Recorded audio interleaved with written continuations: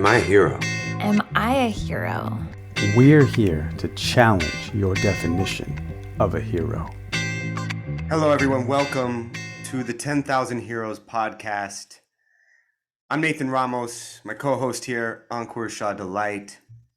This is a podcast where we explore the ideas behind heroism, try to shine a light on it, and we bring it into something that we can apply to our everyday lives. This is a little bit of a different style of episode, Ankur.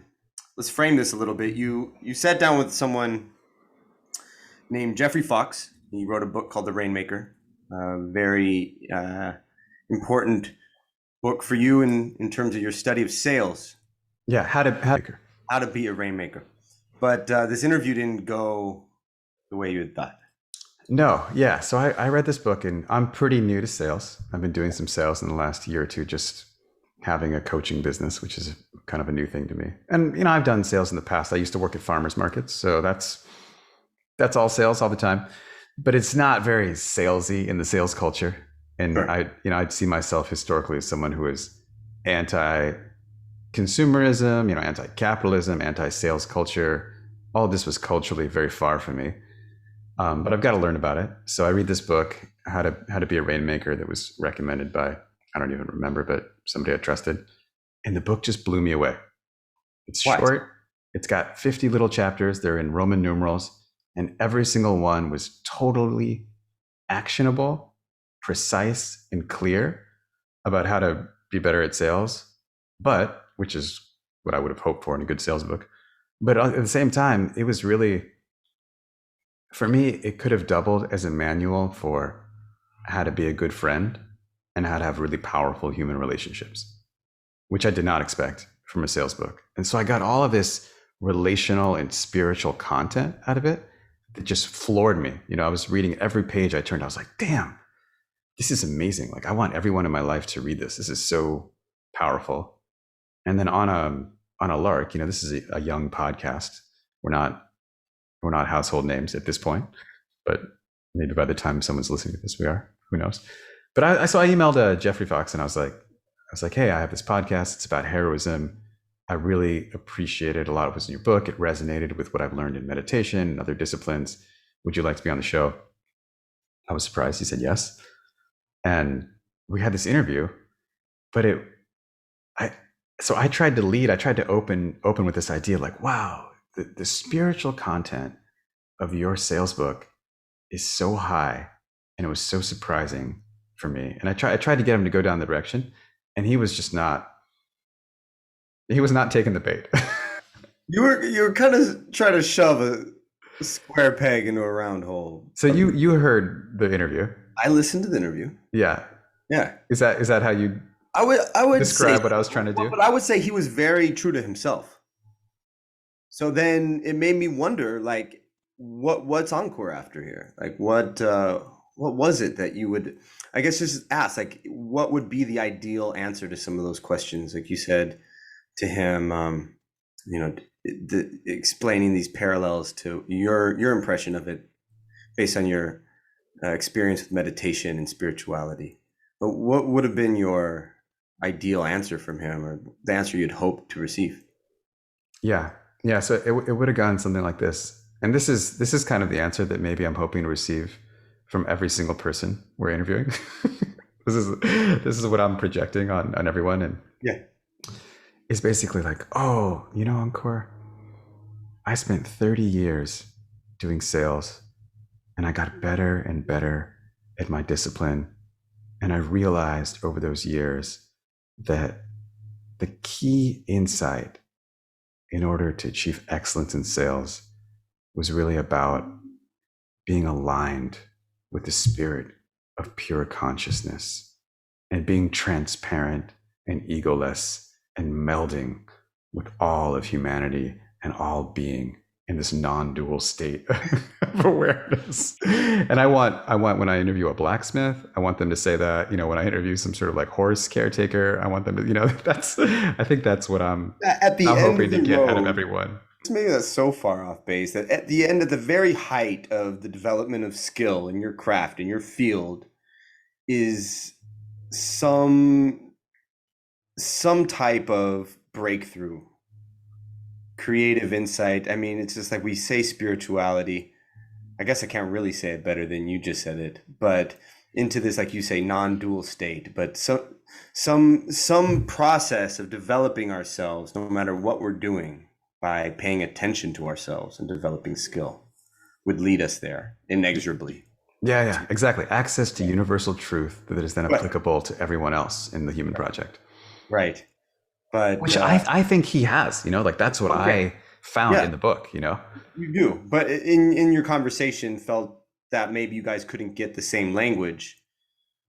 But then that's the question: is it just a matter of you call it this and he calls it that? But did you kind of feel that transmission from his being, so to speak? I mean, like, did you feel that he was connected to that space, even if he wasn't articulating it that way? I don't know. I'd prefer to say that I was just not skilled enough as an interviewer. That's kind of how that's my interpretation of it. And if I could do it again, I would do better. And but I think, Mm-hmm. I mean, it's clear to me that even from talking to him, that he has mastered this one discipline, Mm-hmm. and that is really important, I think, for all of us to master, no matter what our walk of life is. I think if we could learn what he has in that book, which is why I'm like so comfortable promoting it. I think it's just so beautiful what the lessons in that book. We would all be better people. And yet at the same time, I don't think he really, I don't want to put words in his mouth. It was not demonstrated to me on the call that he sees the connection. That he sees the power of what he's discovered in terms of its ability to influence all human relationships. Yeah, or perhaps it's just a cultural gap there of language. Yeah. Right? Like he just doesn't identify. Like you said, spirituality, and he said, yeah, it's ministry. So he doesn't have that whole cultural cache of like traveling to India and sitting in Vipassana and all the different things you've done in pilgrimage. For you say spirituality to him, and he thinks of church. Yeah. Which I think is, there's a lot of roads to the mountaintop. Yeah, but I could see how if he heard spirituality and saw church, then it'd be hard to connect the insights he was getting with church. Right. Yeah. Maybe. Yeah. So do you want to take a second and just sort of crystallize? I feel like we're still being a little opaque. Yeah, I'd love to get really clear about what's awesome in this book. Oh, yeah. So like what were the major takeaways? Yeah. So there's a few. I mean, they're all kind of related, but the way I like to say it, or the way that I kind of came to a similar understanding in my life is the principle of it's not about you. And he's hitting that over and over. It's like when you're in a sales conversation, it's really about focusing on the other person, and not just on the other person's what they're saying, but trying to understand their desires. Marshall Rosenberg would say their deepest needs. Mm-hmm. Jeffrey Fox calls it, oh yeah, you do a needs analysis. And I'm just talking about like. Can we stop for a second? Is Marshall Rosenberg, that's the founder of nonviolent communication? Exactly, yeah, or Uncle Marshall, as I like to refer to him. All right, we'll throw a link to maybe some of those resources in the show notes. Perfect, yeah. So he's talking about this needs analysis, and for me, I'm hearing that as just incredible depth of empathy, and at every step in the game, not getting hung up on what you want or what triggers you or what appeals to you, but just going deeper and deeper in understanding the client's needs. Mm-hmm. And so there's this, and maybe just for me as someone who comes from like almost an anti-business background or something, just culturally, none of us can really be anti-business in that we're involved in every society is involved in business. It's just like people are always making things and exchanging things. Our version of it may be different, but just the idea, I felt like maybe some people, maybe you can relate to this, that a lot of sales was just like ripping people off, or you know what I'm trying to say? Yes. Yeah. Just yeah. Corruption. Manipulation. Yeah, that's the right word. Yeah. Or coercion. Exactly. Yeah, these kinds of things. And he was just so clear. I mean, one of his 50 here, I've notes. I took these are the titles of all the 50 chapters, and I mean, I'm super into this book. One of them is calculate the client's ROI, return on investment. Uh-huh. And so the idea is that like, you want to know, it's not like a hopeful thing of like, oh, I hope you buy the product, or I hope you like me. It's like you do all the research for them. You get the information from them to be like, is the thing you're selling actually going to be good for them? Like, is it actually going to provide a lot of value? Is it unarguably what they should be doing? Uh-huh. And that's part of the sale. And if it's not, don't pursue it. You know, like the clear thing is you're not trying to fit a square peg into a round hole. If it doesn't have great ROI for the client, find the client with whom it would have good ROI. I see. You know, so it's the exact opposite of what I thought sales would be. Like, okay, how do I get this person to buy this thing? It's like, how do I find the person whose needs correspond to the value I'm offering? Right. And the way to do that is to go deep into what their needs are and really understand it from a totally unattached and unbiased point of view. Right. You know, like totally impartial. Like I am, you know, that's why I think about meditation. Like I am the witness. You know, I'm not attached to what you want or don't want. I just want to find out what it is. And if it works, then we can do business together. And if not, then maybe I can help you do business with someone that would work for you. You know, what you're saying reminds me a lot of some of my impressions of like some of the applications of NLP, neuro-linguistic programming. Are you familiar with that? Only as like a manipulation technique. Right. I mean, that's kind of how we all understand it. And I don't know if you're familiar with this, like the pickup artists, and which to me is just essentially a distillation of neuro-linguistic programming for picking up chicks. I read a book years back about NLP or it was specifically about trance induction. It was called True Magic.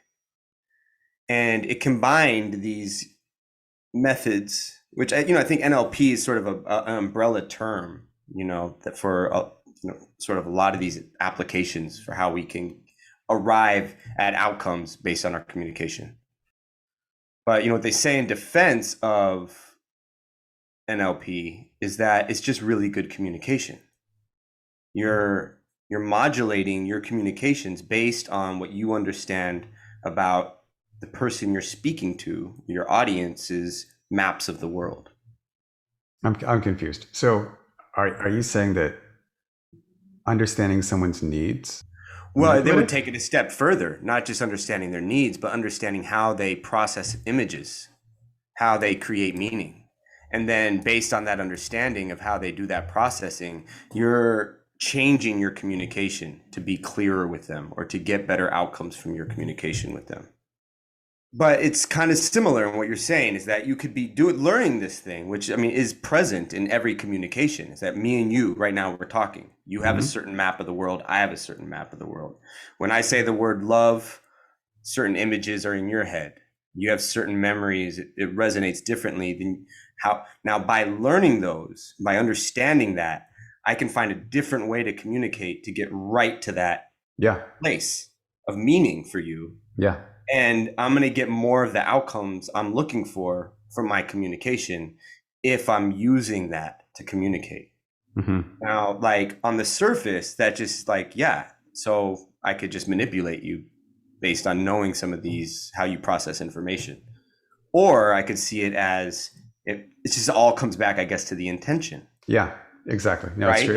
It's just a tool. It's just a tool. If the intent is to find something that works for both people. Right. Or if the intent is to find something that just works for one person. Yeah. Yeah.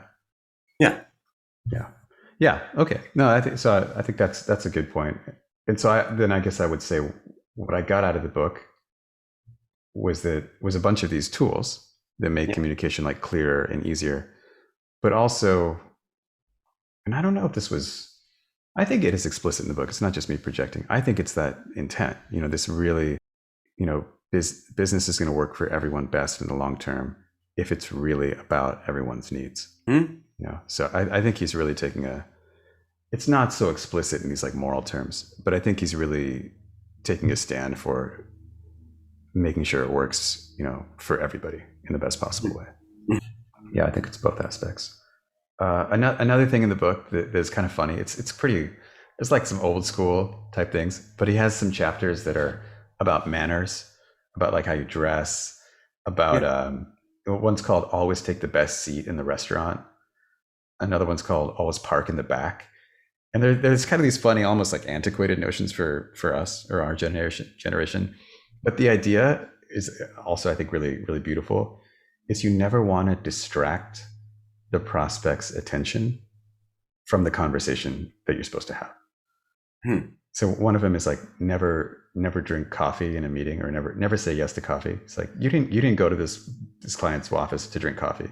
You went there to like talk about business. And he's like, yeah, one time I said yes to coffee, and then like the coffee spilled on my shirt, and we spent like the 10 minutes that I had with this guy cleaning up my shirt in the bathroom. And at the end of that, he got called away to some other meeting, and I blew it. Yeah. He's like, don't do anything that distracts the attention. Like the whole point of this is to do this needs analysis and figure out what this person wants. If you like go to some fancy restaurant and are spending a lot of time looking at the menu, and he's looking at the view of the sailboats, that's just a distraction from the point of it. You're just wasting people's time. Like you should do that stuff on your free time, not doing your like business lunches. Right. You know? Yeah, something like that. Like a business lunch is just a meeting with like tableware. It's just like don't focus on the food. Don't, you know, it's really about like focus on this person's needs. Mm-hmm. So there's a bunch of funny chapters like that where culturally it didn't make sense to me, but then I can see deeper what's really going on. Yeah, I think there's some antiquated notions in there, but maybe some that we could bring back. Yeah, like manners. Yeah, you like manners? I do like manners, and I'm always impressed by someone who's well mannered. Yeah, I personally am not. I'm atrocious to eat dinner with. I know this. My wife is just a saint for like I eat like I'm. There's that line in Marriage Story that he eats a sandwich like he's fighting with it. Just that totally. But I think what I hear you saying, and to the point about manners, is that there's this idea of really preserving the focus and the attention to the other person, and you just take that little bit of elevation in care and consideration and intention and how you speak and how you're using someone's time. Yeah. Exactly. Yeah. And it's this level of attention to detail. Like there's one chapter about like, don't put pens in your pocket just because there's this off risk that it'll leak and there'll be this stain and that'll distract the person. Right. You know, it's really like, okay, what can I do to really care and anticipate this other person's experience and curate it so there's nothing extraneous for them. Yeah.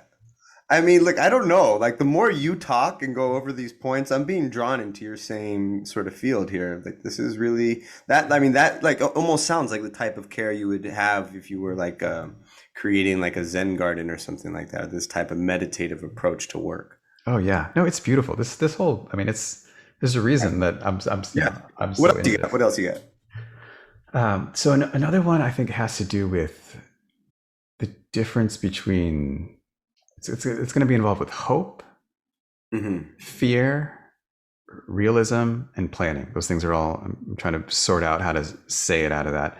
But the idea is like a lot of times in sales or in business, you just like want the thing to happen. You want to get this meeting, you want the person to say yes, but there's a lot of hope behind it. And he's really focused on going towards the parts of the experience that might be scary and rationalizing them. So to be specific, the way he talks about it is chapter 7. It's called Show Them the Money, Dollarize the Benefit. And these are my notes, so that might not be exactly the title, but it'll be something like Dollarize the Benefit. All right, let's go with it. Yeah. And so that means like when you want to sell someone something, you don't like leave it up to chance or hope that it's going to work for them. You like do all of, in his case, the math. You know, if you're selling widgets, it's going to make a factory produce better or something. You do all the math of like, all right, you buy my widgets for like $2. It helps reduce your production time by 10%. It's going to end up saving you, $3 per day. So you're net positive $1 per day or whatever. You do the whole thing. And so it's not like, the alternative would be to not investigate that at all and just hope it's good. But in his case, it's like, no, you do the analysis for your product. You do it for the competitor's product, and you find out the niches of the market, or for the people that for whatever reason, whether it's economic, maybe it's emotional, that they're inclined to like have what you're offering, rather than just like hoping it works for people, or ignoring the fact that, oh, the quality assessment is like 20% of the time our product fails and that's going to be bad for them. It's all of this kind of like Pollyanna thinking, or that, oh, it's just going to be great. It really takes a lot of introspection and facing fear to look at the situations where it might be great, it might not be great, and then focus on the clients in the situations that it's actually going to work for them. Does that make sense? It does, but I guess the root here is, what if you're doing sales for a crap product you don't believe in? Yeah, I don't think he would do that. You wouldn't do that. So like kind of the grounded sort of truth here is that we should be only working for companies or selling products that have a sincere benefit for someone's life.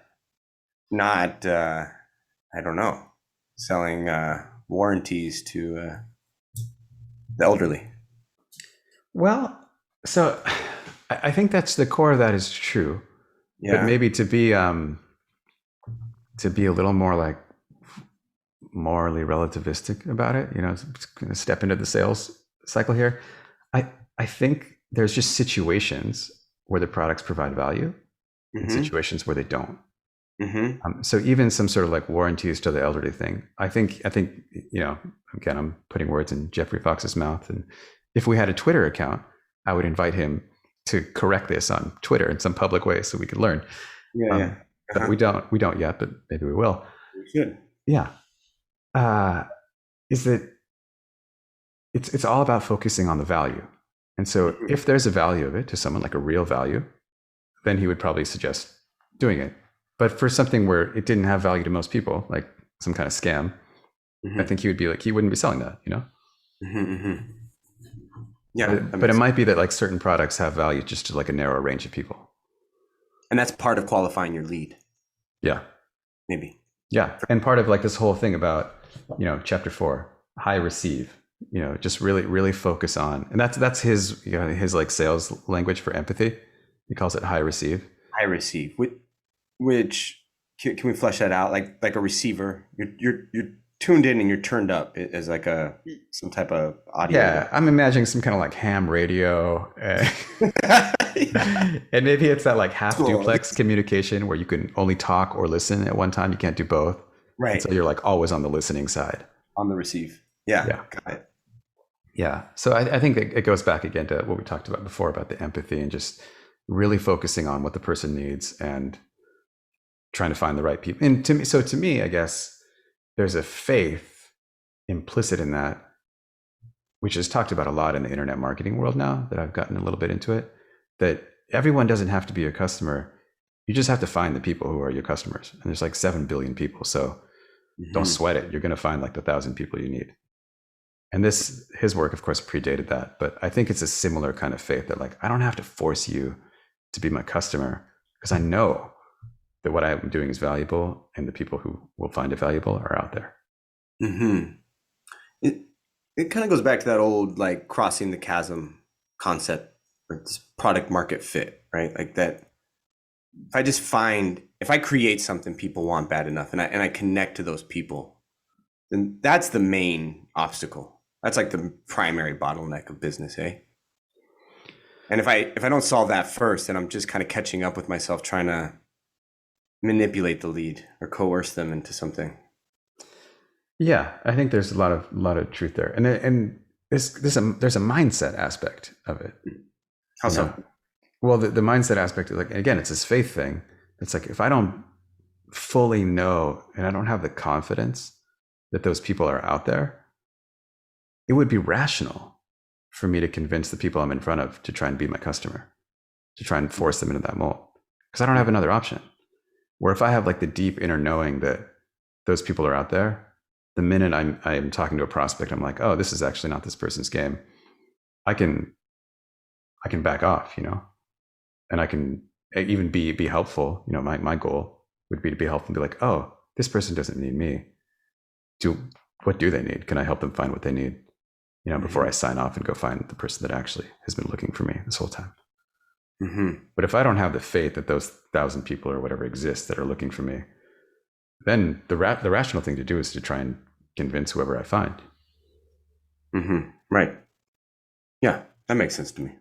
Another thing which I see in a lot of negotiation books as well, and again, it goes back to this fear and realism piece that we were talking about just a minute ago with the dollarization, is being really clear questions of like, what's blocking us? Like going for the no in like other negotiation books I read, where they talk about we're always so afraid of the no, or afraid of the perceived conflict, or like, oh, things aren't going to work. But he's like, when you find out what's not working for that person about the offer, then you just have so much information, right, about how to make things work. Right. That's often the breakthrough in a negotiation. Yeah, or even like scheduling this talk we're doing right now, as we talked about a couple of days ago. Yeah, that was a great negotiation. Yeah, go ahead and say how that went down. Yeah, so we were supposed to do this a few days ago. Yeah. I had like some construction noise. I couldn't do it. I asked if we could reschedule, and you're like, oh man, I've got this really busy week. I don't know where I can find another hour. And so you said no. You're like, no, man, we're gonna have to do this in 2 weeks when I get back from vacation. Right. And but I knew at that point, I was like, oh, he's just missing an hour. I defined my needs by saying no. I gave you like the perfect picture of what needed to be solved for me to say yes. Yeah. And so then I was like, oh, if I take this other hour of work off your plate, then you've got the hour. That's right. Because the 1 hour wasn't limiting me. I had a couple extra hours, no worries. Right. Yeah. Maybe we can circle back, because you just referenced it, and I'm not sure that I think I followed you. I just want to make sure we close this loop for the listener, which is, you said this hope, fear, and faith. No, hope, fear, and realism. Yeah. Can you tie that up? I don't know that we closed that loop exactly. Yeah. In terms of definitions and how they lead or follow. Yeah. Jeffrey Fox is saying, don't be afraid to replace hope with realism. Right. And that's the dollarizing. Yeah. So go ahead and dollarize for the prospect, and it might come out negative. You might learn through this dollarization process that, oh, this is not a good idea for this person to be a client. Right. That's cool. Don't be afraid of that. Right. Lean into it. Yeah. Oh, that's beautiful. Yeah. Like I'm saying, there's like 3 or 4 really profound messages. The commitment to empathy is one of them. Yeah. That about the not being afraid is another one. This focus on like the attention to detail of not distracting the other person. That's another one. There's some really just beautiful, beautiful things. You said earlier in our discussion today that you were coming from this space where you took a lot of issue with markets, or you said consumerism, and capitalism. Yeah, that's right. Where are you at with that now, in your own thinking? And we're in business together. We're doing this together. We're doing marketing. We're doing sales. Oh yeah. Did we just sell out? Have we lost our souls? And are we, I guess more importantly, or more to the point, I guess, in this discussion is, are we grasping at something to justify or rationalize something that we used to be so critical of? Yeah, I don't think so at all. Yeah, I don't have any fear of that, really. Okay. Well, take me from hope to realism. Yeah. So I think it's the thing about value. Okay. It's like, is what you're doing valuable? Are we truly offering something that's valuable? And that's where, as a human who's really interested in visual progress and seeing what I'm doing, if I were doing something that I wasn't sure was valuable, or had doubt about it, then it would be really easy for me to go that way and be like, oh, am I just like selling out? But the fact that the work we work on this kind of a mastermind program, or we have this group coaching program that we work together that we haven't actually talked about much on the podcast, right? But we will at some point. That the transitions in people's lives, the transformation that we see, and the realizations that we see every week on every one of the calls, they provide me with so much positive feedback and visual progress, Mm-hmm. that I don't have no doubt that what I'm doing is totally valuable. Mm-hmm. So like that just seals it for me, and it's just like when I spent a lot of years cooking, working as a chef, farming. It was the same way. You make an amazing meal with incredible ingredients. It's like totally vital and pure and delicious and tasty and beautiful and all that. You see people eat it and you see how happy they are, and see like the long-term benefits on someone's like health and energy and vitality from eating so well and being so happy. It's like, it's totally validating. That's what my first experiences really with sales were, the farmers markets, working as a farmer and then going to the market. Like I had zero problem promoting all these things, because it's just like, I'm selling organic vegetables, Good for you. They're awesome. You want these are delicious, and they're good for you. And it was the first summer I started eating food without salt, because these things were just so damn good. They didn't need salt or butter or olive oil. You just had to eat them raw, or even like a little bit grilled or sauteed or whatever. They didn't need anything. Mm-hmm. And you talk like that at a market with people, because it's true, and they'll buy anything you point to, because the authenticity is, it's just real. Like my life was changed by like these turnips, and this broccoli, and it's awesome. Yeah. So yeah, I don't have much fear about that. I had that thought when you called me and said, "Hey, let's do this interview about the interview." And I thought, well, what's Ankur? What was he after? What was he looking for?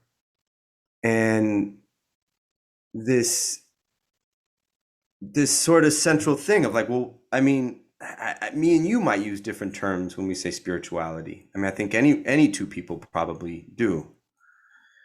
But I would say that business is spiritual insofar that it's human activity. And it's part of our journey here, whatever that is. And it involves relating to people. Our friend Matt says this all the time. He really has that orientation, that entrepreneurship is a spiritual experience. And he says that it's because it's just your ideas and strangers. And somehow you have to cross that divide. You have to connect with someone, a human being at the other end of that process, that sales funnel or whatever it is. And so insofar as it is that, and this man's talking about making what you're saying, empathy, skillful listening, intention and precision, or attention to detail in this way, and telling the truth. I guess, that's just kind of like how I would distill that one point where you're the fear, hope, realism thing. Is like, tell the truth, and dare to tell the truth in as much detail as you can, with as much thought and intention and care as you can. So in that way, I would agree with you. That I would have the same takeaways. Yeah. No, it's beautiful, and I'm glad you restated it, because it's really those two things in particular, daring to tell the truth, which is what I think saves it from those kind of negative implications of NLP. It's really daring to tell the truth, and then like the fundamental deep empathy, or what he calls high receive, which is something that was a thing when I read the book and wanted to have him on the show. I was like, I'm looking for that nugget in every episode that people can like take out and just totally change their lives. And that deep empathy, that's it.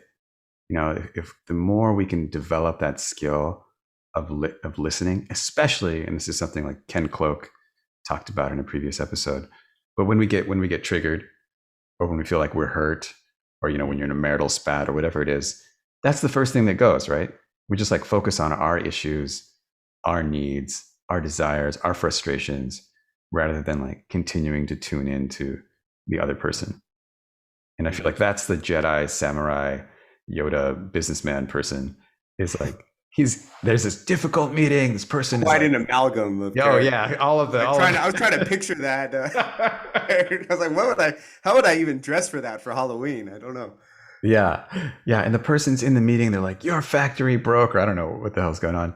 And the person's able to stay out of the of the self-attack and the drama and all the criticism, and really focus on just what are the needs, just being on high receive, and what are the needs. And if I could do that in my marriage, there's like some sort of tension or something happens or there's time pressure or somebody's upset, but to be on high receive instead of thinking about my own needs at that moment. Mm-hmm.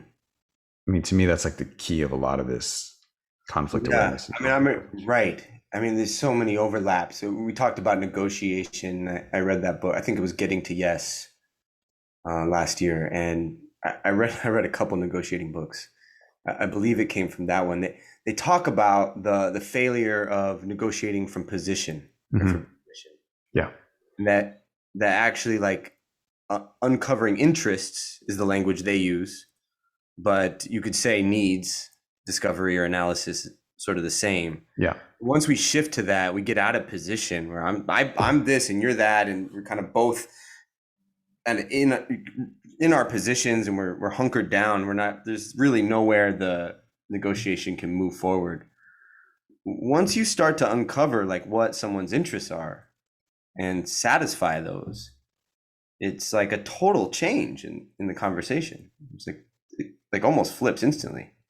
Yeah. I mean, just this scheduling this interview was like the perfect example. It just happened. We were like both laughed at it when it happened, because it was like, oh, that's it. We just did it. You just did it. That's really good negotiating. Yeah, totally. And and to take it even a step further, we mentioned Marshall Rosenberg and nonviolent communication, which is in my mind like very similar to Getting to Yes, but in this this different domain, this domain of personal communication as opposed to business negotiation. Mm-hmm. It's when you get to someone's what he calls needs, which they call interests in the Getting to Yes framework. When you get to someone's core needs, according to Uncle Marshall, there's only a set of 5 or 6 or 10 of them, and we all share them. Mm-hmm. So not only do you identify the person's shared needs, but you can identify with them in this fundamental way of like, oh, this person, I mean, they may be like yelling at me, but really they have this unmet need for autonomy. And you're like, oh, and I have this unmet need for autonomy. And that's, it's like, I can totally resonate with their core need because we all share that as human beings. Mm-hmm. It's this whole added dimension of pushing me forward to like, oh, I can relate to you even deeper. And I want you to meet your need because I have the same need and I want to meet it. Stop me if this goes a little afield. I'm barely holding on to my train of thought here, but the we see imposter syndrome definitely with all our clients, certainly with ourselves, pretty much across the board with everyone I know. It's like this idea of imposter syndrome is really prevalent. Would you say? Oh yeah, huge. And I thought, kind of reflecting, even on this conversation, or getting ready for this, that makes sense, huh?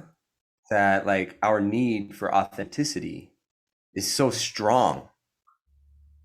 And from like an evolutionary standpoint, it's so vital to know if I can trust this situation, and if this information, this person, and this group is authentic. If what I'm seeing is what it says it is. Seems like such a vital evolutionary trait. And when we get to this level, like we're working with other coaches or a therapist or somebody that is helping others, and that's sort of like their main orientation in life, is to help others. When they get to this marketing or sales piece, just all the flags go, all the walls go up, right? And they're just like, now all of a sudden I feel like I'm inauthentic, or I'm not telling the truth, or I'm like so worried of entering sort of this scammy space. And I just like from that perspective, I think this is such an important conversation to have, right? It's like what really is the root of trying to help or trying to do anything good, and I think on any level, like we said in the beginning, is when you really get like kind of to the bottom of that process, no matter what the field is, you end up with some of these kind of common artifacts there, commonalities of how one would organize themselves to do good. Yeah. No, that's true. And one of the things I run into a lot working with those people is, including, us, because we're those people, that's the thing about people. We're those people. Uh, is this notion that we want things for others that we're unwilling to give to ourselves. Sure. Like some people will, oh yeah, like everybody deserves X and everybody deserves Y, but you see how we interact in our own lives and we're acting in ways that as if we did not deserve those same things. So I think some of the resistance to sales and marketing, you see that like all through it. It's like, oh, I don't deserve to stand up for my own needs, because there's a fear that if I did that, I would just run all over everybody else. Right. Which is interesting, huh? Because then it's like you really end up becoming like chasing your tail, or this sort of house of mirrors there, because then you're not being authentic. So then of course you have imposter syndrome. Yeah. Yeah. There's another part of the imposter syndrome that I just want to, because you brought it up. Yeah. I want to mention it because I love talking about this with people. And I was inspired by, I think it was YouTube video or podcast with Seth Godin a few months ago that I saw. And he mentioned something about imposter syndrome. And it led me to this, this realization that if we're doing something interesting that we've never done before, or maybe that nobody's done before, we should have imposter syndrome. And kind of turn it around to like, you've never done it before. You don't know how to do it. You've never written that book that you've always wanted to write. So of course you feel that way. And then it's like a symptom that you're on the right track. Like a beacon of sorts. Yeah, you're pushing the limit. You're at your edge. You're learning a lot. You're doing something that you're afraid of, but that you really care about. Yeah. So of course, why? I mean, if you felt confident about it, you'd be bored. Right. Like we feel confident about the things that we already have done and we know how to do. Like the first time you go off, I remember being a kid and going off the high dive and just being totally scared out of my mind. And I think I spent, whatever, my memory of being a kid, who knows? But if I were to think about it now, I'd be like, oh yeah, I spent like 20 minutes up there before I actually jumped. And maybe it was like 2 minutes or I don't know. But it was so scary because I'd never done it before. And then once you do it once and you're like, oh, I'm just going to go and do that again. Yeah, I can see that. It somehow doesn't quite line up for me. I mean, I think like talking about confidence and competence seems like one thing. But the imposter syndrome is, for me, really in this field of authenticity. And so this thing of like telling the truth. Let's be. Yeah, can you give me a specific example? Well, I'm like this point here. Well, sales, right? And if we think that we need to like, kind of fudge the numbers or something to get this person to buy, if we're not like really like kind of grounded in some of these principles that you're discussing today, then it makes sense to me that you'd feel a little inauthentic. So rather, I don't know that in certain situations, maybe in some that holds. I certainly think Seth Godin's a genius and actually has done a lot of writing about this. I think this, to the point of this conversation, this idea of having belief and faith in the value that you create. Yeah. And then telling the truth about that is sort of what I am taking away from this conversation. Me, that's sort of the bridge across this, whatever, this lack of authenticity that we might feel, is to just ground ourselves in like what we actually want to create and offer. Yeah. No, I think that's a great takeaway. Like, all right, so there's a doubt. You're doing something. You have a service or product, and you have a doubt. Yeah. I mean, there's two different kinds of, or there's many kinds of doubt, I guess. But one is like, I don't have the right to do this. I think that was more what I was addressing. But that's different. And you're talking about like, I don't know if this is good. And so it's good. It's good to go into it and be like, well, shit. Is it good? Is it good? Like, right. Like admit the possibility that it's not good and then don't do it if it's not good. Well, yeah. I mean, maybe, and this I don't know if I'm looping in too many things here, but like going back to that discussion of sort of your critical viewpoint of capitalism and markets or whatever this behavior is. And that's one sort of like problem discovery, right? I mean, you're identifying, and that's good, right? I mean, there's a goodness to that, to identify where things could be better Mm-hmm. for people across the world in all of our relationships. Like just like that sense of justice or that sense of rightness. It's like a type of problem discovery. And then I would say the kind of counterpoint or the other side of that, like with business, is it's solution discovery. And there are actually two forces that can work really brilliantly and beautifully together. Mm. Do you know? That there's space to retain both, I guess is what I'm saying. That we can keep having a critical eye about stuff, about government, about the way companies are run, the way the economies run, how we participate or show up in the world. But then taking this extra step to like have at least a hypothesis or a guess of how to make it better, and then actually try it. Yeah. Which I think is unique, kind of unique to that field of entrepreneurship, or right? Yeah. To like get out of the theory of what might make it better, what might not, and actually Give something a shot. Yeah, take real risks and try it and see what happens. Yeah. Yeah. Did we miss anything on your list there that was important, or do you think like those kind of 4 points are the distillation of it? That's what I would get out of it. I mean, there's definitely more examples of each of those things, but I think that's good. Maybe if I could just maybe quote a little bit. I'd love to hear a quote. Yeah. The number one is, he calls it the Credo, and maybe again, these are just my notes, not the actual book. So maybe it's like the Rainmaker's Credo, and he says, or I say, my version of it: cherish your customers. Treat customers as your best friends. Listen and decipher needs. Give them what they need. Price according to value. Show them the dollarized value.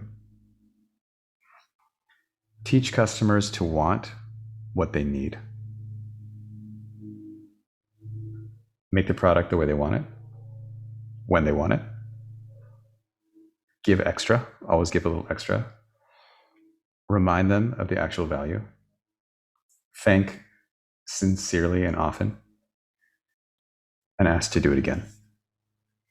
Maybe, I don't know if I tracked all of that. Maybe we could put that in its entirety in the show notes as well. Yeah, I mean, if we're going to do that, we should probably put the real version instead of my Oh. which I'm happy to do. Yeah. We'll put something like that. Yeah. Beautiful. What do you think we got there? Or?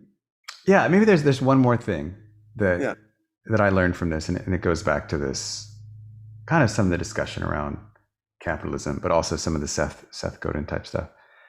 Is that so? The book is called How to Be a Rainmaker, mm-hmm. and the idea behind that is the rainmaker is the person who makes it rain, and without rain, nothing in society happens. Mm-hmm. And so the deeper kind of understanding for me, as someone who's been a creative person and involved in like many projects over the years, I've written multiple books and done art, and I have all kinds of projects that I never tried to sell because I never wanted to base my living around it. The idea is that like no matter how good the content you create is, or beautiful the art you create is, or the service you provide, if there's no sales, then nobody benefits. Yeah, and I have friends I'm working with, someone who's like a death coach or a metal worker or whatever it is. If no one engages with that person, then no one's lives can be transformed. And the way in which that happens in our modern society is sales. And without the rainmaker, there's no rain, and without rain, there's no agriculture. Is kind of the metaphor. Mm-hmm. And so for me, it was just like part of my conversion of being like anti-sales to like seeing the actual value of the sales process, and then like you don't get to live your genius. You don't get to exercise your genius of problem solving or empathy or caring for dogs or whatever it is your genius. You don't get to do it unless you engage in this process of relating to people that is sales. Yeah, I love that. I read a quote, and I don't want to misattribute. It's one of these it's a classical composer. I think it was Tchaikovsky. Let's just say it was Beethoven. Why not? Good enough. And I'm paraphrasing and misquoting. So we'll probably put the real one in the show notes too. But it was something like, this idea that there's planning and then there's art, right? And they're two different mentalities. They're two different people, but it's kind of a false dilemma, or sort of a illusion that we carry culturally, that the artist can't be this person that strategizes and implements and executes. And it's actually that kind of artist that has the most sway, that's actually participating in the world and creating this beauty for people, because it requires all of this logistics to actually deliver that art, like you're saying, and get it in front of somebody and make it impactful. So I think there's like this sort of notion of the artist as this kind of like removed character on the edge of society, right? That's like not really participating or not attached. But how much more effective to actually be part of society and be connected to people and their experiences and their struggles and what they might need to just get them through that next thing. How much more value is actually there, Anyways, none of that was a quote. That was just my understanding of a quote I read on Instagram. But yeah, I can see that distinction, because there's this, on one hand, there might be this notion that the artist is in direct conversation with spirit or with inspiration or the divine, or however you want to put it. And it's not like it's their own personal process, and it's not related to other people or society. And that, I think that exists. That's a thing. And it's probably a very beautiful thing of the musician who practices in the cave for 30 years and never leaves. And it's just all about their path and their attunement with themselves. But then the artists that we actually know about are not like that. They're linking their personal path and their creation to the rest of us and offering us these gifts that have come from all the work and creativity and research they've done. And they're like, okay. And then there's light on us. And then there's a third, right? I mean, maybe we could try to, there's obviously the artists that are just totally entranced by popularity and success.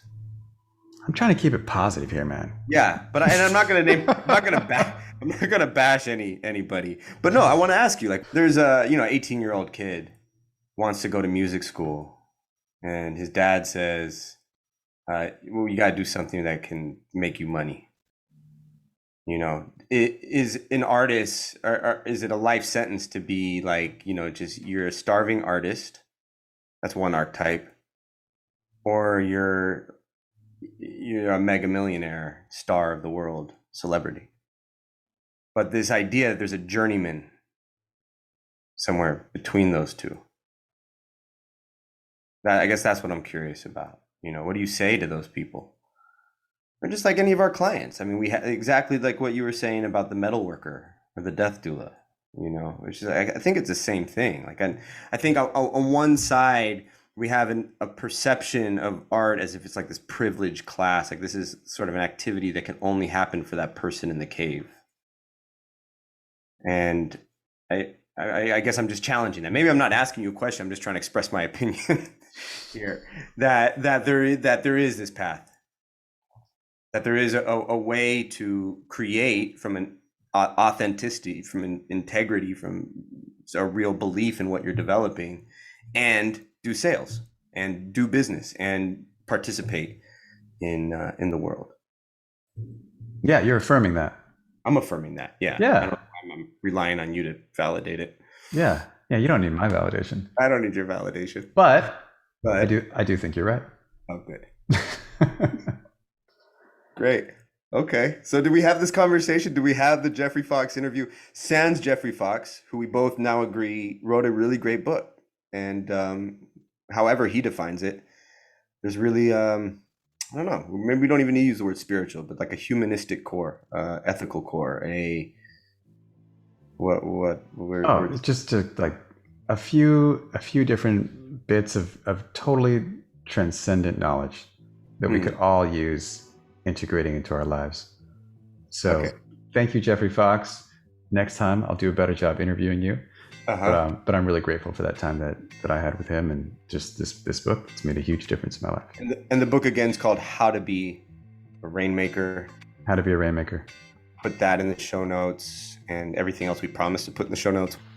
All right, everyone. Thank you. We hope you enjoyed our conversation, our exploration of Jeffrey Fox's material. Check out those notes we just talked about, and talk to you next time.